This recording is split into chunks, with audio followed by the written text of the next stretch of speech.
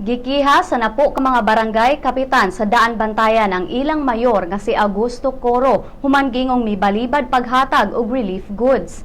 Matod sa mga barangay kapitan nga nakabantay sila nga ang gihatagan og prioridad sa pagpanghatag sa mga hinabang maulang ang kadtong mga alyado kang Mayor Coro. Sigo nila nakalapas si Mayor Coro sa Republic Act 6713 kun ang Conduct and Ethical Standards for Public Officials and Employees ug sa Revised Penal Code.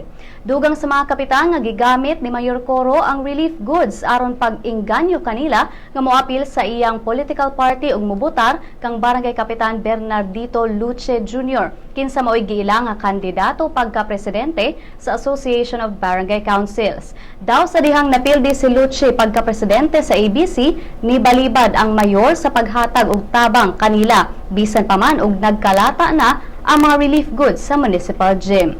Si Mayor Coro sa iyang bahin nagdumili paghatag sa iyang komento tungod kay wa pa siya nakadawat og kopya sa maong reklamo nga gipasaka batok niya.